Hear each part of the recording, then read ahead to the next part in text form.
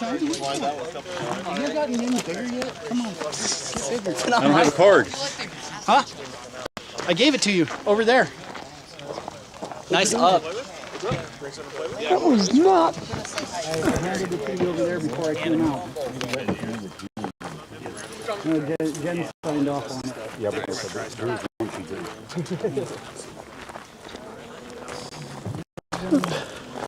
Yeah, I gave it to you before I walked out.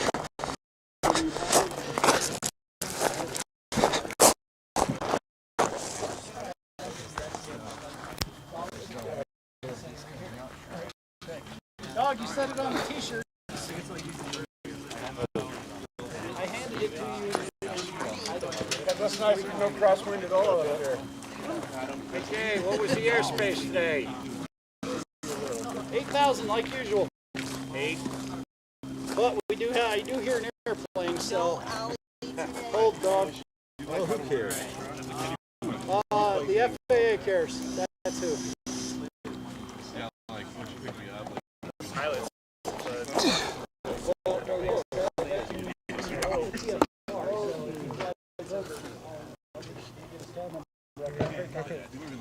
Let him know. Yeah, there he is out there. Like he loves. I had my ADSB log. If I can find out this week. He's outside of the radius. Don't do that, Brian! Brian's going around in circles on me. Yeah, a heads up here. Oh, you're fine.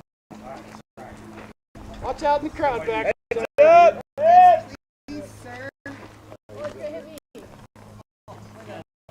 Brian Houghton steering that right into the crowd.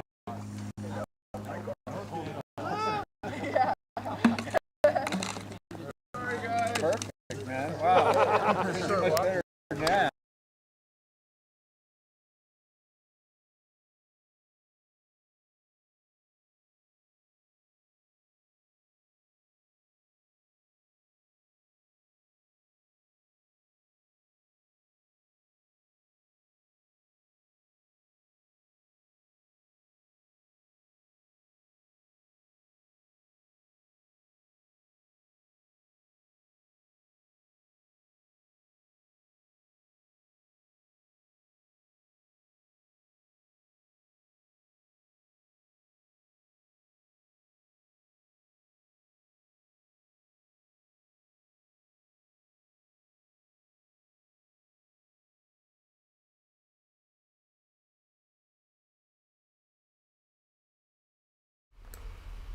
And we're live!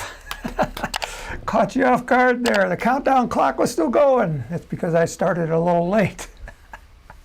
But I wanted to start on time because I know that you're here, so I should be here as well. Today is Friday, October 14, 2022. It is time for RockSim Live. RockSim Live is where we talk about RockSim software and how to use it better and get the most out of it. We also talk about RockSim Pro and the Launch Visualizer, which are kind of like tools related to RockSim. But our most popular one is RockSim. So we'll talk about that, I'm sure. My name is Tim Van Milligan, if I forgot to mention that. Let me go and switch screens so you can see my desktop. Big news this week. If you own RockSim, on Tuesday you should have got an alert saying there's a new version, 10.5 available. So yes, we released that on Tuesday just like we anticipated last week. It was, if you want to get it, if you're on our Apogee website, our web address is apogeerockets.com, and you just scroll down here to where it says update to version 10.5. You click on that, and that will take you to the instructions on how to do this, and then kind of walking you through it if you want to see it on video. Yeah, so that's cool. So we're on version 10.5 now, but there was a delay on RockSim Pro release we try to release them at the same time.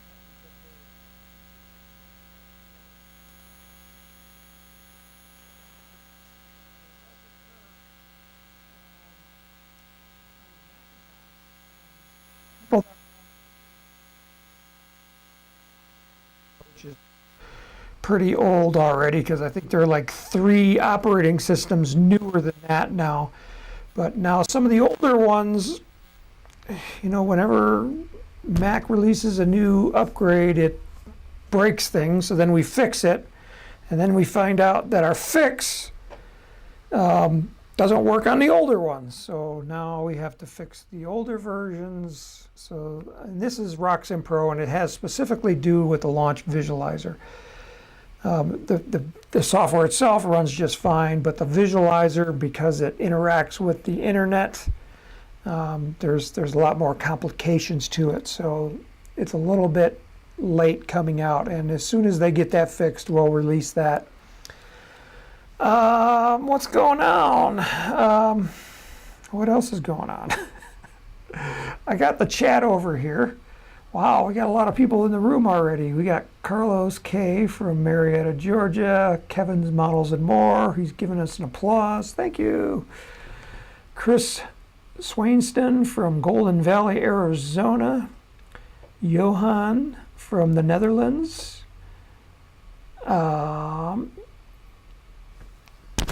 Someone said that my audio cut out, but I'm seeing it working.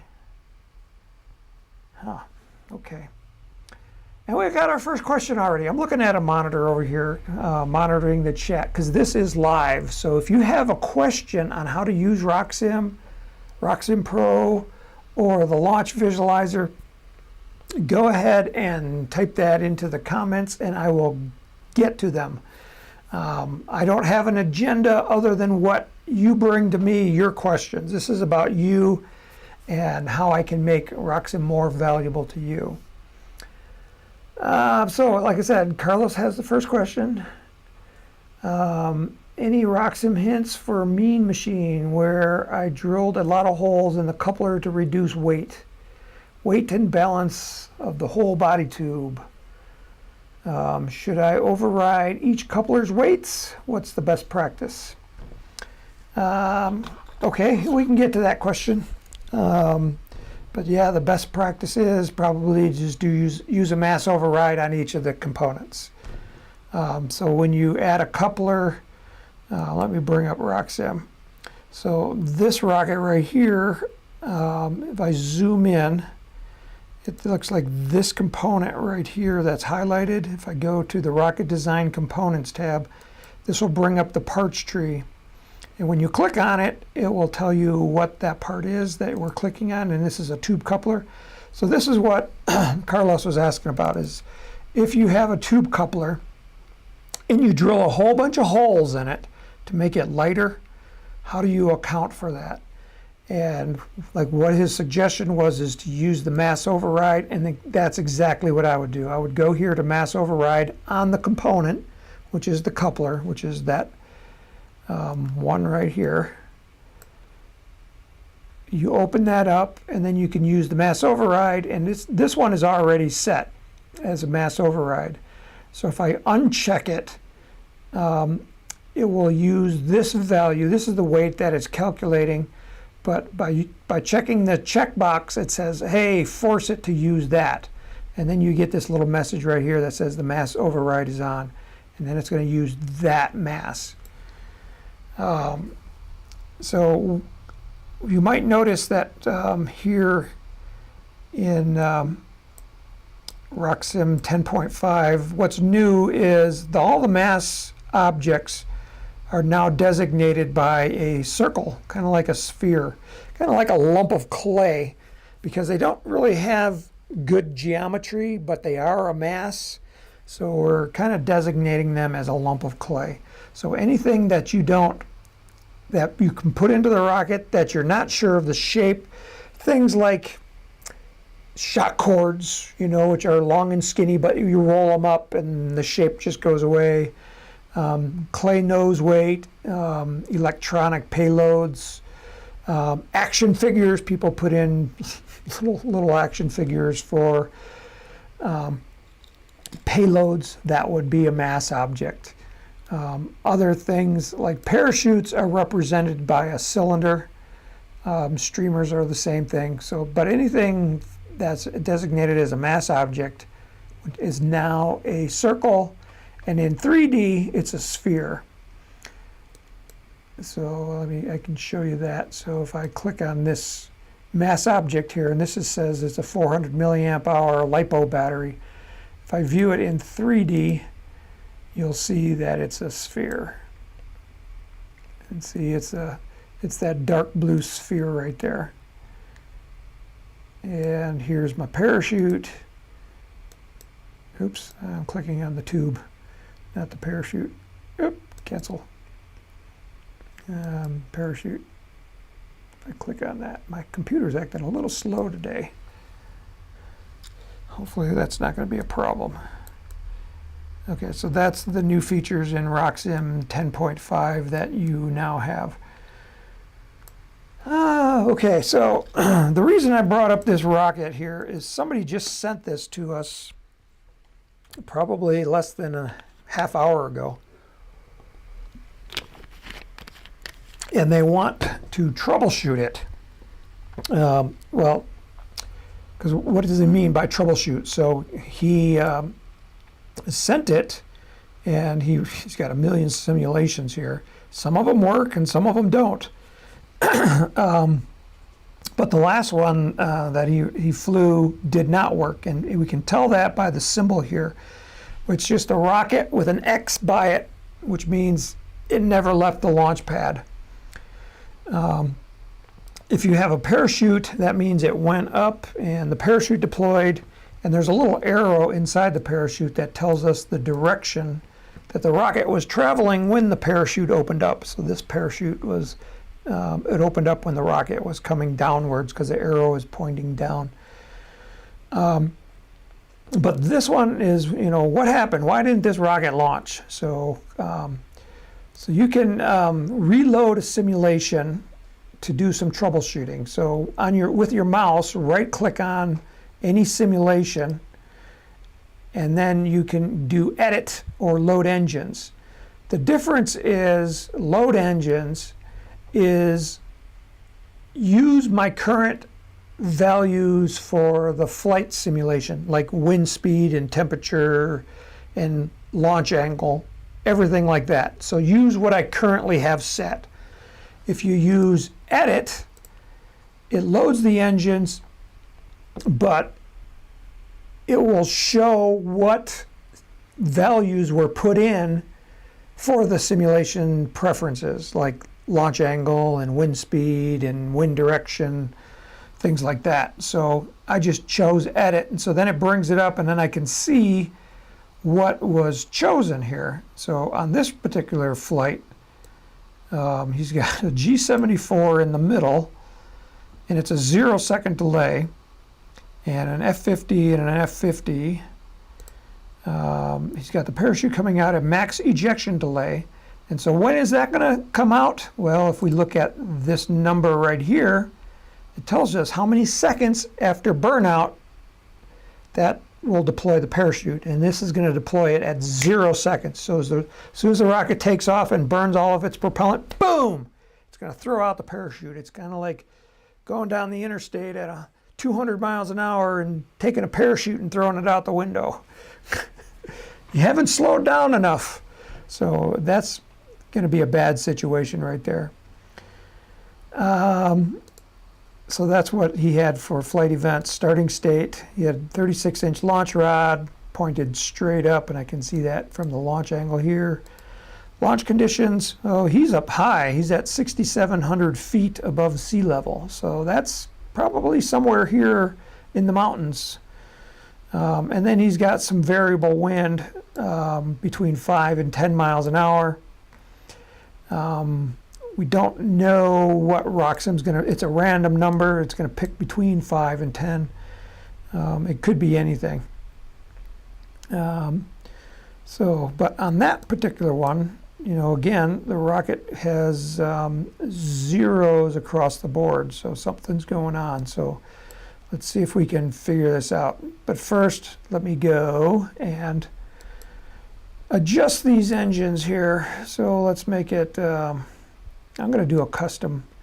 This is a, let me see what, peek at the size of the rocket. So it's a 2.2 inches, so it's like BT-70 size. 62 inches long, so it's over 5 feet long, so that's good size. So I'm just trying to think in my head what kind of delay I would want, and I'll probably, you know, my choices that are available. Come on. Man, my computer's acting slow. Won't let me quit.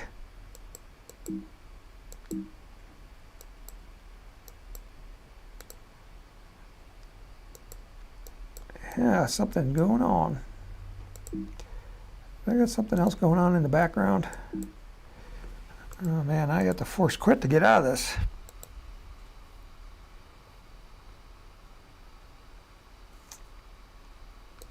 RockSim, force quit.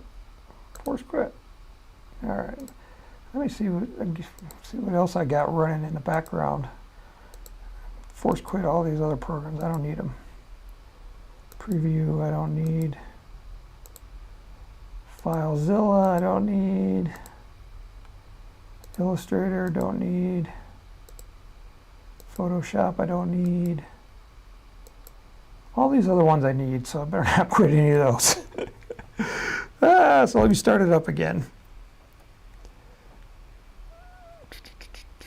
Okay, so here we are. We started back up. And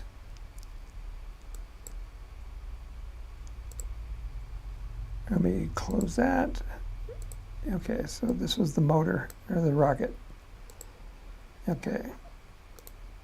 So flight simulations, I'm scrolling down.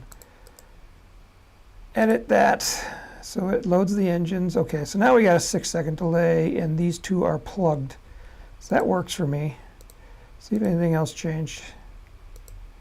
Okay, and then we go flight profile, and it worked. So that one worked. I don't know why. But here's the rocket sitting on the pad, and it takes off. It launches. It goes just fine.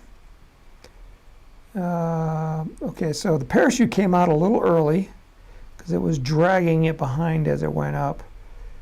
And then the rocket comes down. So that simulation worked. You can see the arrows pointing up. We got to 2378 feet. Let's try this one. Edit, launch. Yeah, that one worked too. It's hard to troubleshoot when it's working. Yeah.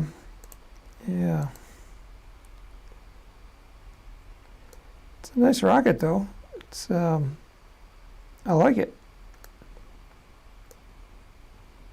I see something going on in the back of the rocket. There's this little, one of the mass objects is peeking through the rocket motor.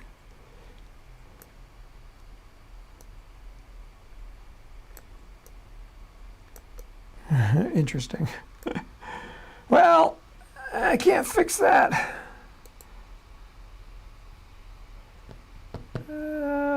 Okay, so I'm looking at the comments and nobody's got any other questions. I really wish I could troubleshoot that, but I'm not seeing anything that I can troubleshoot because it's working. But if it wasn't working, I did do a RockSim Live that we talked about troubleshooting. If you go to the how-to and guides, go down to software, go down to RockSim Live training, which is what we're doing right now. This is our archives right here. We're on episode 91 today. But if you, on this page, if you do a find by doing a Control F on the keyboard. It brings up a little search window.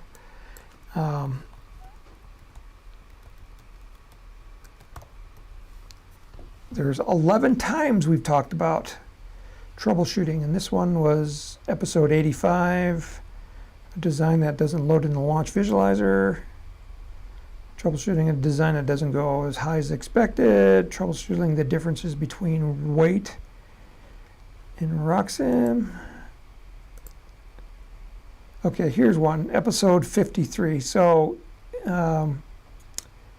if you go to episode 53 and click on the YouTube link and then you scrub into the video to 28 minutes and 10 seconds, that's where we also talked about troubleshooting a design where the rocket doesn't leave the pad. But this one left the pad.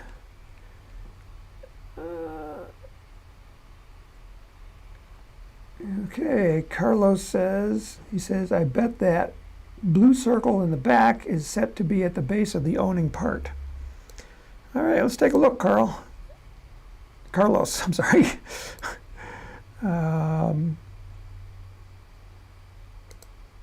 It's a retainer. No, that's a retainer on the pod. So it's not that one. Here's a pod. So it's probably this one, this engine retainer right there. Yep.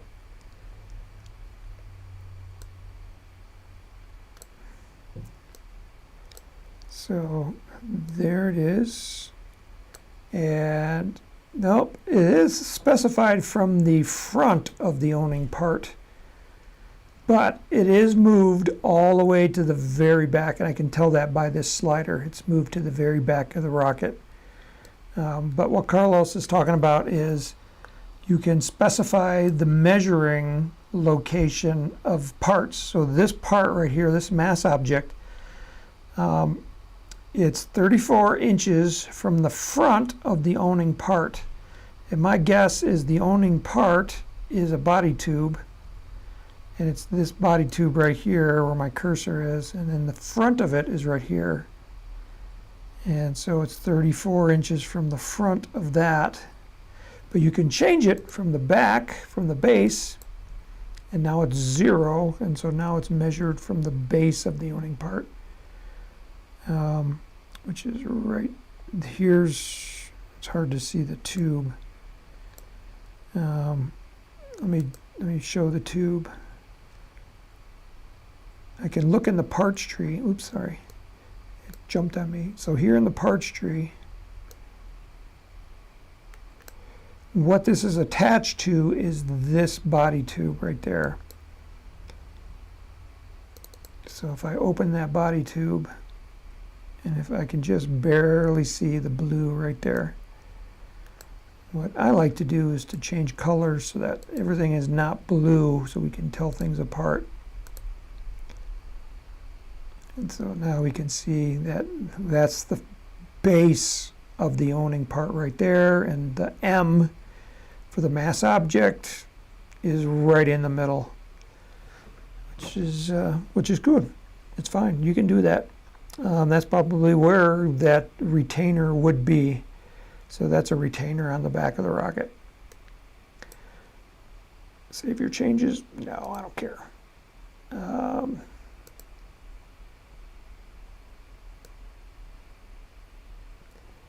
One of the things that on this particular design, see this grid in the background? That is saved with the design. Normally I don't have the grid on because for me it just makes it hard to focus. If you want to turn that off, go up here to Edit or View and go to Guide Settings. And you can see the side view guide type is grid. And if I turn it off, base view is also set to grid. I'll turn that off. The spacing on these little squares is 0.3937. Which doesn't really make any sense, unless that was in metric, unless that was in centimeters. Let me say that, guide settings. Change that to centimeters. Yeah, so each of these is 1 centimeter. So he's working in metric, which is fine. But I like them off, so no guide, no guide. Click OK, and then they go away. Yes, Carlos, you're right. Carlos says, could have been trying to have it hang out the back a bit. And that's right. You know, that's an engine retainer on the bottom of the rocket. And it's probably going to hang off the back just a little bit. And you can move it further back, like on that mass object. This one right here, that engine retainer. Oops, I clicked the wrong thing. If you want it to hang further back, see if I adjust it now, it goes forward, but you can type in a negative number here. So I can hang it off way out in space. I can put it off 10 inches in the back.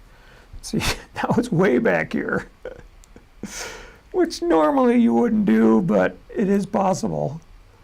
But for an engine retainer, it could hang off the back a ½ inch. So then you could go 0.5, hit the tab, and see now it's hanging off the back of the part. Cancel that. Save your changes. No. So what I think I'll do is let's look at this rocket in the launch visualizer. Let's see if we can get that working today.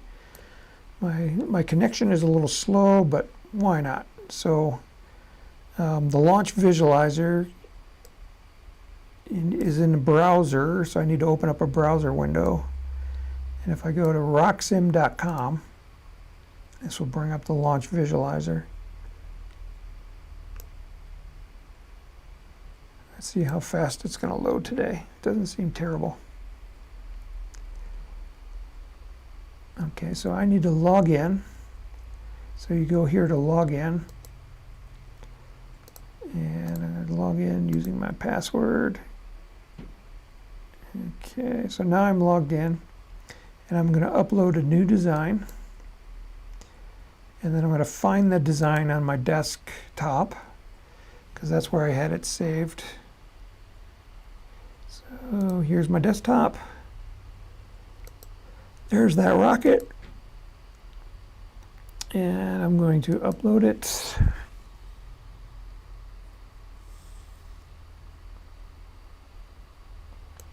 It says it was uploaded. And now it's going to redraw the rocket sitting on the launch pad. So here's the rocket on the pad.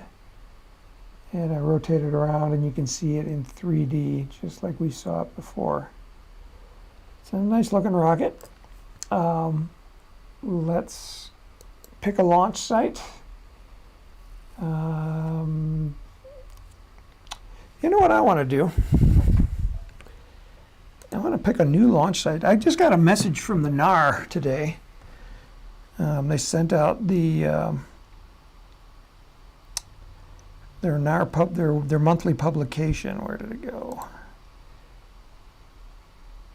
National Association of Rocketry. And in here, they list a couple of new clubs. So let's give some clubs some publicity. So we have South Texas Rocketry Group. So I'm going to go to the NAR website and let's look them up. And we'll try to launch from wherever they launch. So nar.org. Just moving things around here. And we go to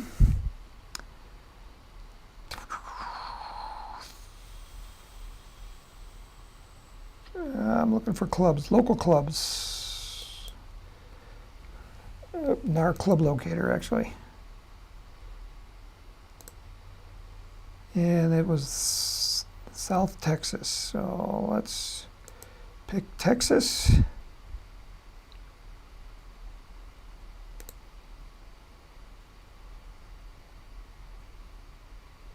Alamo, Austin. Now it's by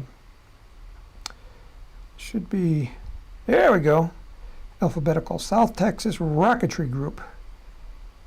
Contact the section. See details. Laverna, Texas. All right. Our launches are free and there's no membership requirements. We have one field, the Beeville Municipal Airport, Beeville, Texas. Okay, look at that. They give us coordinates. I wish they would have given us coordinates in hours, not hours, minutes, seconds, but decimals. So I'm going to copy that. Let's see if we can convert that. Coordinates converter.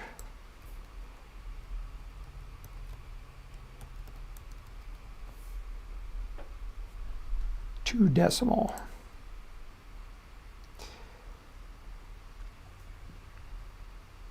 Minus 2 from degrees decimal.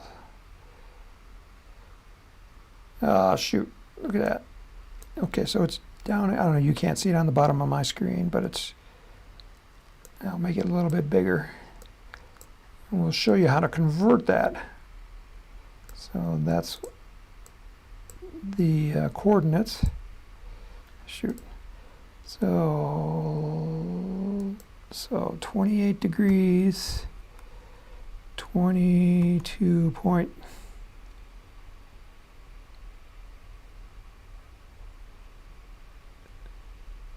22 minutes, 3.58 seconds. And then we have 97. This has got to be minus 97. 47 minutes and 45.44 minutes. Convert. Okay, so that's what we're going to use, and hopefully we can find them in the launch visualizer. So let me put that right there so we can see it. And here we are in the launch visualizer.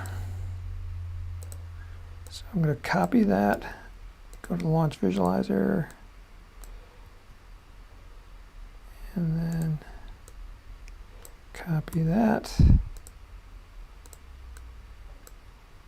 paste that, and hit tab. And now it's trying to find the location on the Earth. And it's loading the map. Let's look at it from above. Oh, look at that. Hey, didn't we look at this one last week? I swear I did.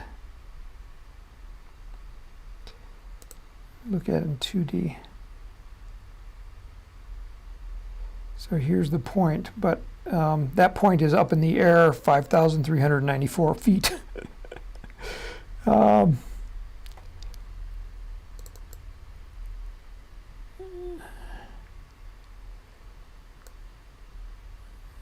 Well, that's the coordinates.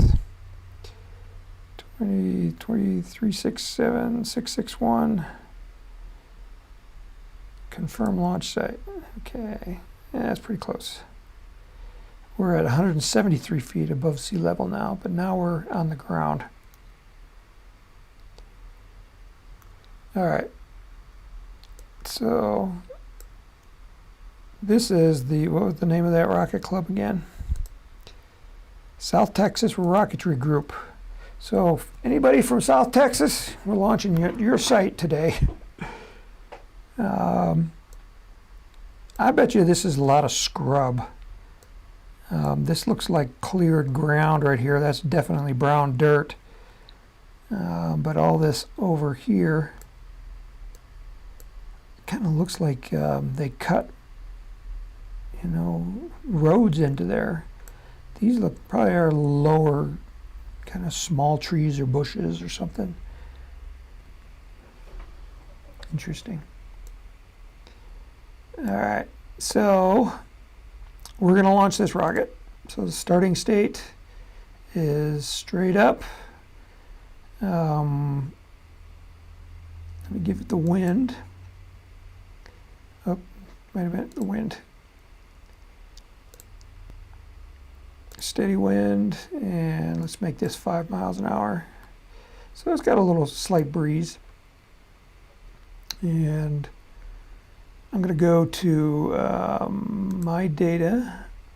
Okay, so here are all the previous launches that this rocket came with. And let's go to this one right here that didn't launch. So I'm going to select it and hit edit. This is just like RockSim. It's going to, well, cancel that. I want to load engines. I don't want to edit because then it's going to reset my position on the Earth that I just created. Okay, so holy cow, look at this. How can you have a negative ejection delay? I've never seen that before. Let's cancel. Let's see. Plugged. Okay, so we have a G74 in the middle of the rocket in the white part, and then an F50 in each of the blue tubes. And let's launch it and see what happens.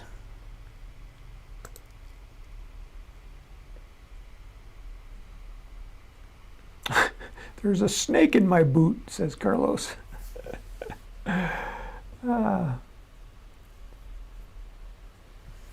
Yeah, this is Texas, so there might be a snake in your boot. Could be a snake here in Colorado too. We have rattlesnakes, but I haven't seen one in probably like a couple of years on our launch site. Okay, so that's where the rocket is. It's right here. Here's the airport. I think this is like the tarmac here where there's an airplane sitting out there. Let's see if we've got a westerly wind. So the blue arrow points to the north, so I'm going to swing it around to the north.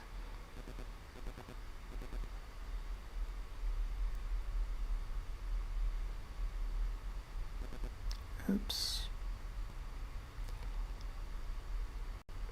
Okay, that's pretty close. So now north is up towards the top of the screen, and we have a westerly wind coming across. Is that a runway? That might be like a dirt runway, a grass runway. This one right here is definitely paved. Okay, so again, our rocket, where did we put it? We put it somewhere over here. As soon as we launch, we'll see it. So let's turn on, make sure that we're going to see it. We want to see the weathercocking cone. We want to remember our camera view. I want to see the trajectory path. And I want to see the ground path. Okay, so let's launch. It's going to be in the air 63 seconds. So, okay, so now the rocket's taking off right there. You can see it down here. It's already burned out. We're over 1,000 feet already. I'm going to try to zoom out a little bit so we can get a better perspective on it.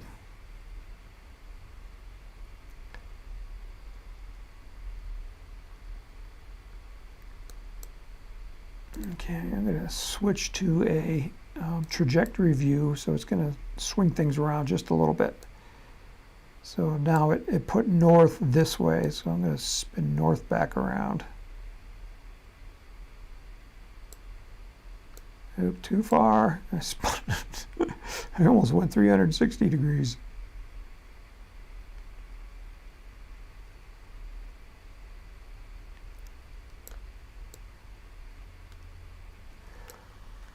All right, so the rocket's coming down. My north is kind of off to the left. So the west is this way. So you can see the rocket is drifting straight west. Am I going to land on that dirt strip? I don't know. We're probably going to be pretty close.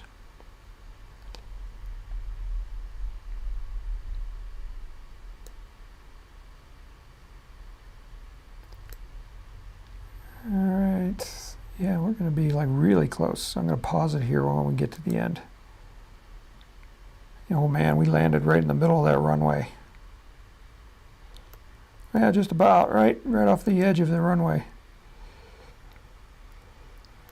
So yeah, we would probably have to aim this one in a different direction because we don't want to land there unless they've closed the airport. And you never know at an airport. Yeah, I guess that runway runs pretty close to north.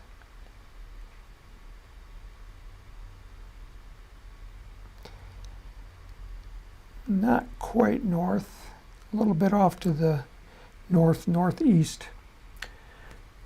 Okay, so we got another question from Alan White. I notice on clusters, if you edit your motors and leave some motor tubes empty, you get a failed launch. But if you choose to launch with the launch button at the top, you get a good flight. And this is on Windows. All right, so let's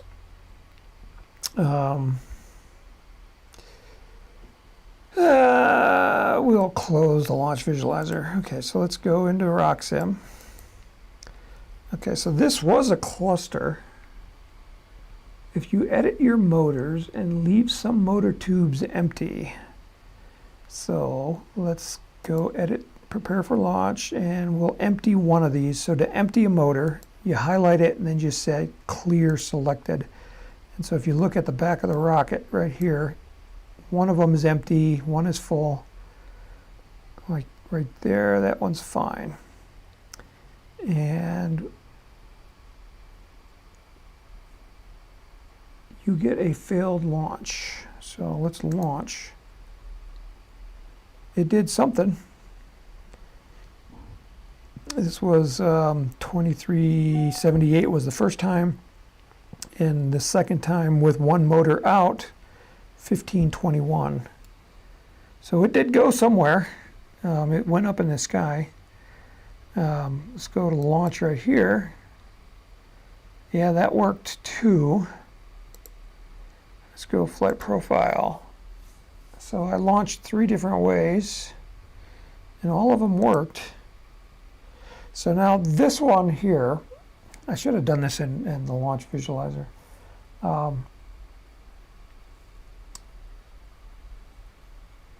The RockSim assumes that all the thrust is on the center line, but in RockSim Pro and in the launch visualizer, if you have one tube that's empty, like I had here, now you have more force going in one direction, and that will show the rocket deviating. But in RockSim, it assumes that all the thrust is right there on the center line of the rocket.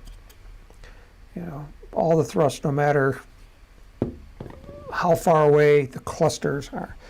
Let me open up a different cluster. Let me quit this because this is popping up, all these alerts. So let's find a different cluster.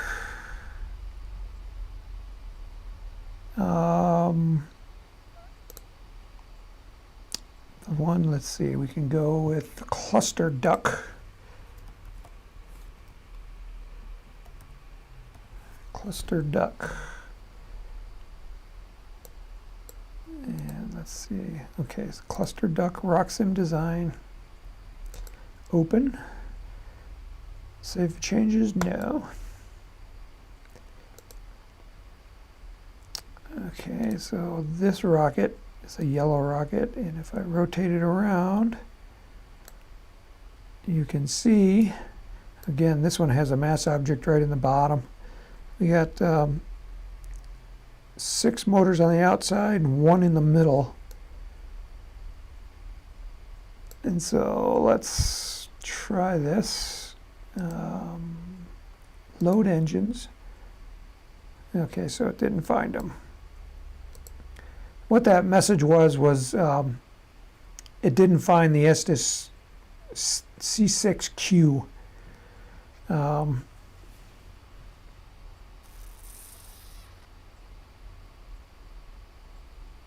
So it didn't find, it's showing motors and all of these, but if I look here, up here at the top, it's not showing them.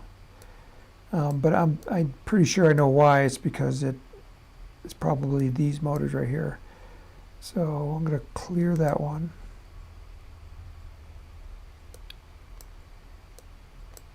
Clear that one.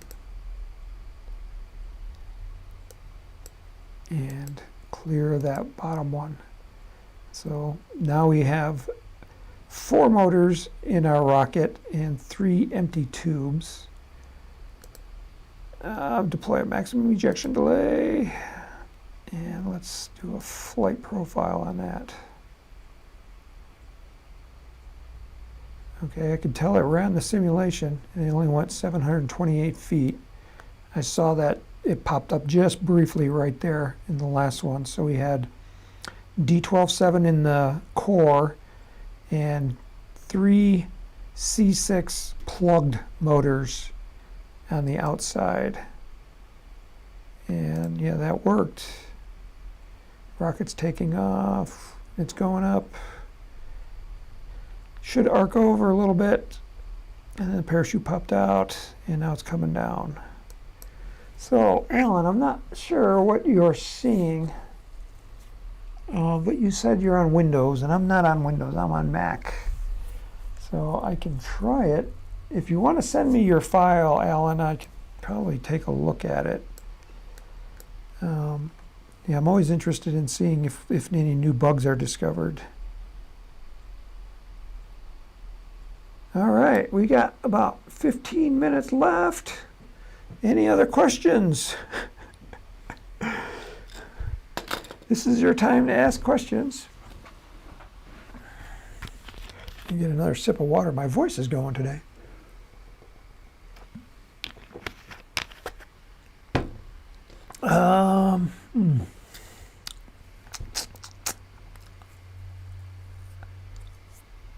I am waiting.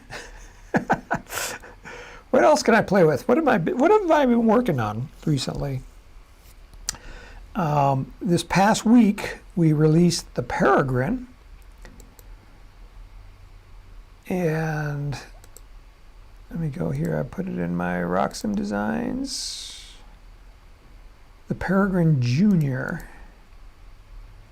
And this is what it looks like. Do I want to save that one? No. Yeah, so that's the Peregrine Junior. You can see it's a beautiful rocket. It's got an 18-inch long body tube in the back and a short one in the front. And this is a scaled down version of our high power Peregrine. Yeah, this one just came out and it's selling like crazy already.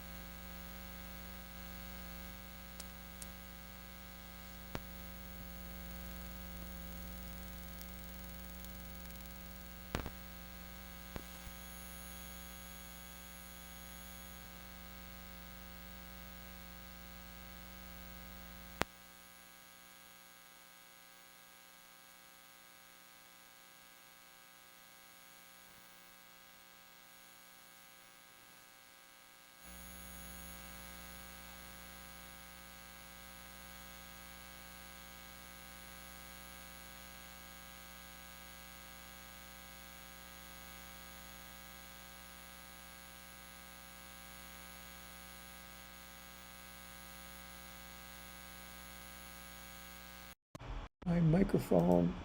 Okay, so now I'm using the microphone that's built into my laptop. So do we have sound now? I like the lapel microphone better because when I touch the keyboards, you don't hear it. Ta-da! Okay, so I think it's this. I got a connector right there on my my lapel mic, and this connector I think is giving me problems. Okay, so we have sound. Sorry about that. But if you have a question, we still have time for a question. I loaded this. Let's find another one of the NAR clubs. Oh, I quit my email. It doesn't. The NAR doesn't tell you where the new clubs are, other than what I mean on the website. The Chicago Certlings from Homewood, Illinois. Homewood, Illinois. That's near where I grew up. Let's see if we can find that one.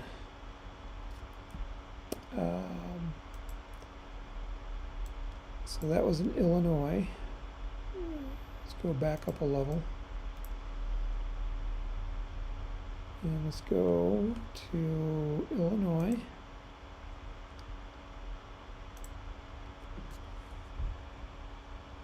And what would they call them? The Certlings? Who like the Chicago Certlings? See details.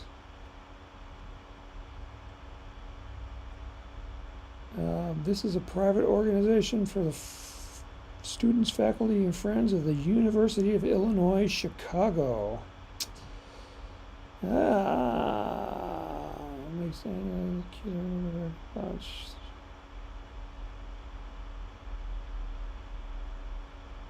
They fly with QCRC. Has a waiver to 15,000 feet. That's a nice waiver.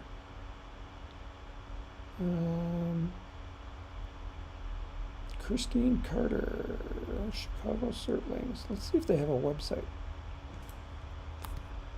Copy.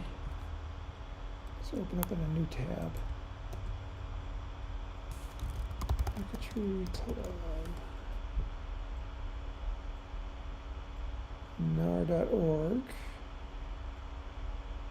Naira Rocketry. Lincoln Park Rocket Club. They're such a new club, they don't have a launch site yet. But here's a rocket club in Lincoln Park, Chicago. Let's see what that one's about. Lincoln Park is right on the shoreline of Lake Michigan.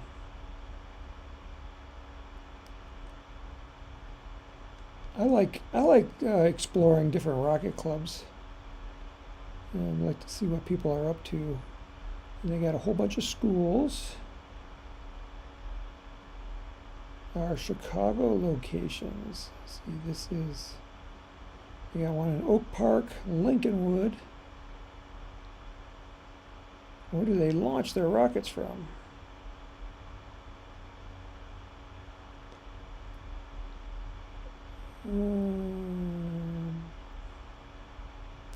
We got a lot of good mentors.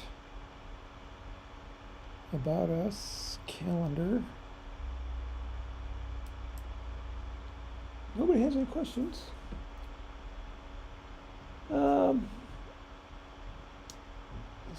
Low budget Bob says, what were you saying when you were comparing the two rockets? What I was saying was, it's just a smaller version of the big rocket. And it's not set up for dual deployment, but it does have a payload bay, so you can put in action figures and altimeters, but it's not dual deployment with ejection charges. So that's what I was saying. So did you weigh the mini Peregrine or use the mass objects for the vinyl stickers?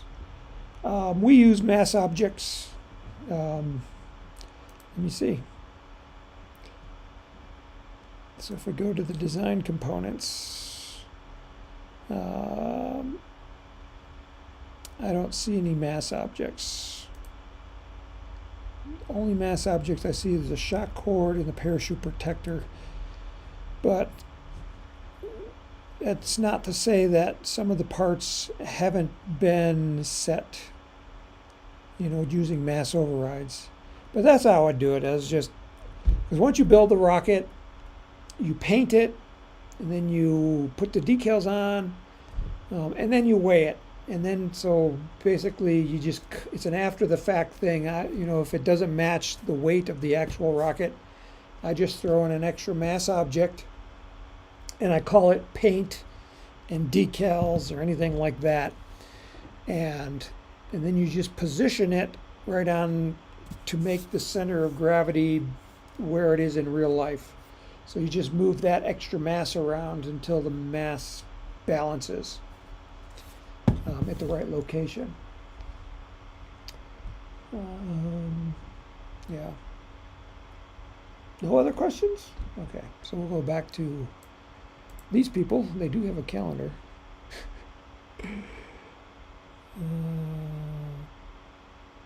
I don't know where they launch, but contact us, about us.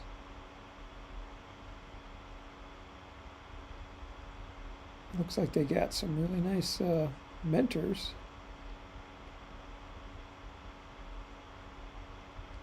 I wonder where they launch. That'd be interesting to find out.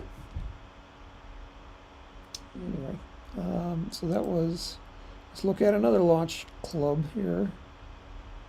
The High Desert Rocketry Association out of Rigby, Idaho.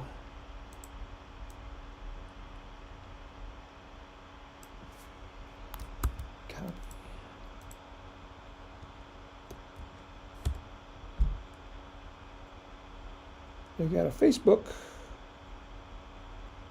group.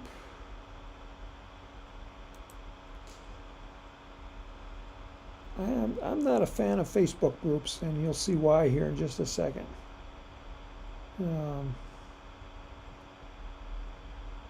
See, now, for me to find out where they launch, I got to join. And what if I don't have a Facebook account, or if I don't want one? So if you have a rocket club, stay away from Facebook. Create a real web page. You know, you can get a free one like on Wix or one of the other web hosting companies. Just create a free one. And this allows people that are interested in your club to find out more about you.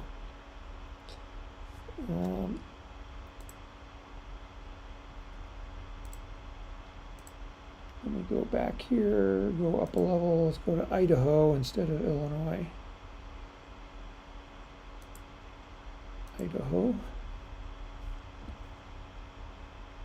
High Desert Rocket Association. Launches. We are searching for a high power site and we'll have one soon.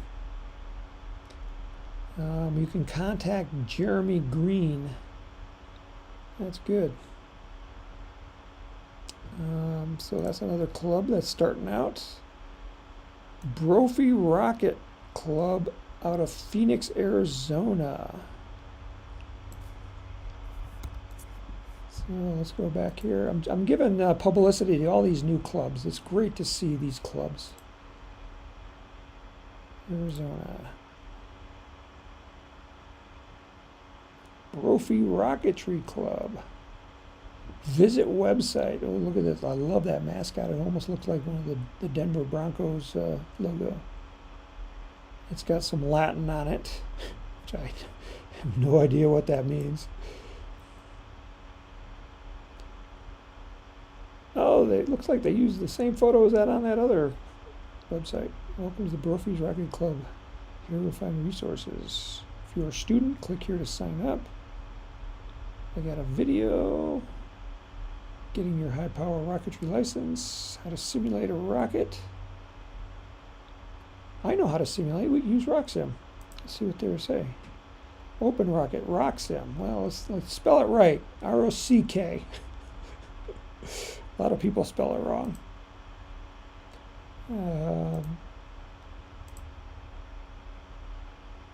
Cool. Looks like this is a student club.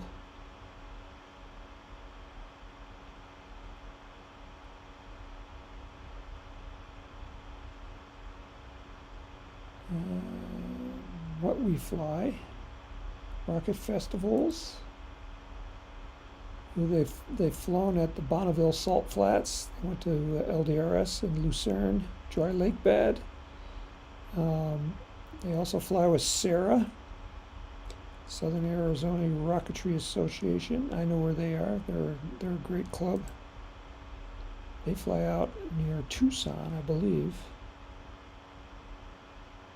Launch info, Timpa. Yeah, that's their club website, and that one is in the launch visualizer. We got another question. I think this will be our last question.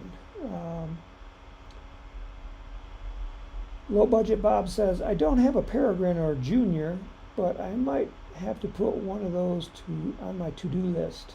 I have the Zephyr and the Junior and really like them both. That's great, Bob. Carlos writes, I drilled holes in couplers. Do you have a bottom 3 worst rocket modification ideas?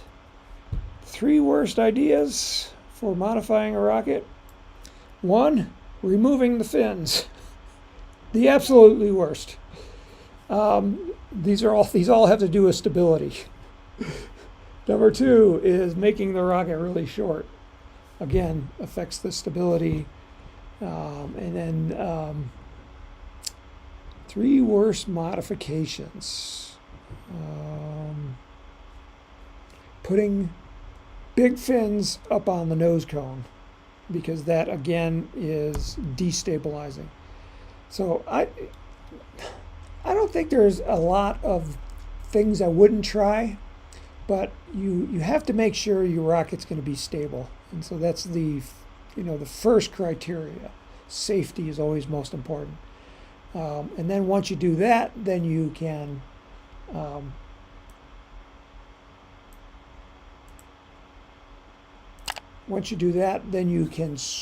run your simulations and figure out what your rocket's going to do. But drilling 3 holes in the couplers, that's not unsafe. It doesn't have anything to do with safety, so I would try it. I wouldn't hesitate at all. What are you trying to accomplish? If you're trying to lose weight on the rocket, that will work. Just make sure that when you put your glue on, you don't use a lot of glue, because it will fill up those holes that you just cut in the coupler. So be sparing on the glue if you're trying to reduce the mass of your rocket. Okay, I think that's it. We're here for your questions. If you have questions, you can send them in. We'll answer them next week. When I mean send them in, just go to the Apogee website, and on the right-hand column, it will have a contact form. There'll be a link to the contact form, and just contact us, and put your questions in there. We'll be happy to answer them. We will be back again next week, Friday. So that should be the 21st of October, 2 p.m. Mountain Time, 4 p.m. on the East Coast. And so I guess we'll see you then. I'm going to go launch tomorrow, and I recommend that you do the same thing. So in 5, 4, 3, 2, 1, go out and launch something.